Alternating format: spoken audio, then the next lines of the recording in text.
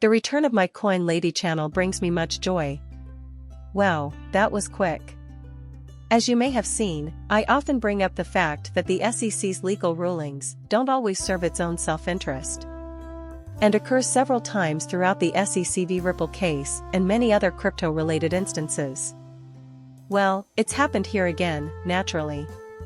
By now, you're probably aware that the SEC filed an appeal a few days ago challenging the Judge Torres's decision in the SEC v. Ripple case. I've already given several reasons why I don't think they'll fare well in this process, and I seriously doubt they'll win on appeal.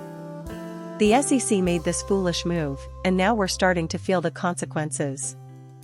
The fact that the SEC is so conceited and hurt by their defeat in SEC v. Ripple that they are appealing, despite the fact that they are almost certain to lose, is hurting them in another crypto-related case, according to Coinbase, who is urging the court to reconsider the appeal and citing SEC v. Ripple. However, you simply must adore it. Give a standing ovation to the SEC, everyone. A standing ovation. What an obnoxious group of jerks. Now, I'll just quickly remind you, or perhaps you haven't heard this, that Stuart Alderoty, Ripple's top legal officer, publicly stated in the middle of August that the chances of any case winning on appeal are quite low. 10%. Take a look at this report from the CoinGate XRP case. Ripple CLO claims that SEC's chances of winning the appeal are only 10%. Alright, so remember that for the rest of the film. I want you to understand that the SEC will definitely lose on appeal, especially when you look at the details of the Ripple case and the facts and circumstances. Good luck with Judge Torres's decision. I've been stressing it for the past few days. In this scenario, the probabilities are much lower than 10%, but those are the odds for each particular case. Also, keep in mind that the SEC will not benefit from this appeal, virtual or not. In other places, it's hurting them as well. The SEC's actions have already backfired, so please don't take offense. Hold on to that tiny nugget for when you notice how foolish this is in this video. It's damaging the SEC in another case, so they're not going to benefit from it anywhere, including the Ripple case, and they're the ones who brought it upon themselves. It's merely a statement. Here we go again with the headline from Coin in SEC v. Ripple. Telegram and Coinbase have asked the court to re-evaluate appeal sites. The Coinbase legal team pleaded with Judge Catherine Falella of the Southern District of New York, saying, "Look, there's a typo in this name, but it's crypto media. A WeberNet site is being operated by a group of C students. No big deal."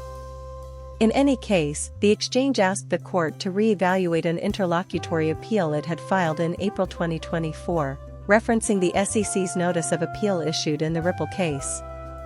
In a letter dated October 5, Coinbase legal team contended that the SEC's appeal shows that the regulator's Howey test, which determines whether financial instruments are considered securities or not, has unclear criteria that should be further investigated. In the continuing Securities and Exchange Commission v. Coinbase Inc. and Coinbase Global case, the attorneys also argued that the appeal shows the industry-wide significance of applying the Howey test, which calls for a more comprehensive legal analysis of the facts. Legal representation for Coinbase emphasized that the SEC has acknowledged, and the company's appeal and Ripple serve as further confirmation of, the industry-wide significance of the difficulties raised by Howey's applicability to digital asset transactions on the secondary market. We desperately require a prompt, incomplete evaluation of the appeal. The quote was thus concluded. When they bring up secondary market transactions, I would like to clarify. Ripple can transact because these deals aren't like the ones you and I would make on Coinbase or another exchange. Back on the secondary market. So, assume, for the sake of argument, that Ripple is selling on Coinbase. Even though it's not technically a secondary market transaction, the fact that Ripple is involved makes it different. Just so we're clear, any attorney who has discussed this in the XRP community or elsewhere has said that the SEC can only appeal transactions in which Ripple is involved. This is just one more reason why XRP is totally secure here. It won't affect our transactions at all. Indeed, as pointed out by attorney Bill Morgan in a recent piece. Unfortunately, I don't have the video source code, but XRP community attorney Bill Morgan pointed out that Judge Torres explicitly stated in the final resolution of the SEC v. Ripple case that she is not discussing any further secondary market transactions, as they weren't properly addressed before. Since she was not requested to rule on the matter, the SEC is unable to challenge it as she did not have a decision on it. There is legal certainty surrounding XRP, so that's good news for holders. This is just one more reason why XRP is currently protected from the SEC. Coinbase is referring to digital asset transactions on the secondary market, but they are limiting their discussion to Ripple-related ones. They made this explicit right here. Then again, that's not all. This whole affair is too much for me to handle. Peruse it at your leisure. In the Coinbase case, this is what was written and submitted to the judge. However, observe this section precisely.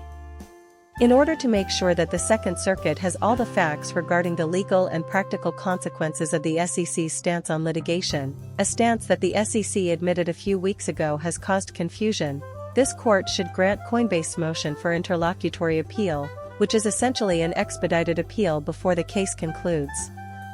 I'll touch on the SEC v. Binance case briefly, but that's all. Just in case you were unaware, this occurred on September 13th. It is with deep sadness that SEC referred to tokens as securities. Yes, it is correct.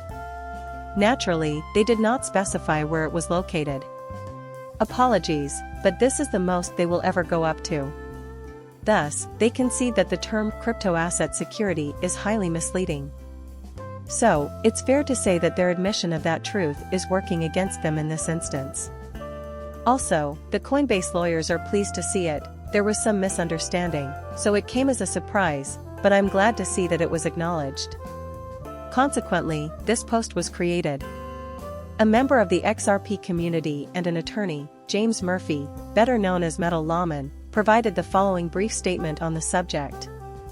Here is what he had to kick off yet another astute move by Coinbase. He will elaborate on this in the days to come, but for now, here it is. Here, the fact that the judge never ruled based on currency grounds is remarkable. The initial appeal motion was submitted in April. It is common practice to rule swiftly on such motions. The case for Coinbase's was just solidified by the SEC's appeal in Ripple. Thus, that concludes it. If the Ripple case has all the answers, why are you trying to persuade me? Why are you removing the SEC layer? Oh, because there are hazes. Contrary to what you're stating, nothing is completely resolved. I'm a bit confused by that. Your attention in seeing my video is greatly appreciated. When you're done, hit that subscribe button and let me know what you think.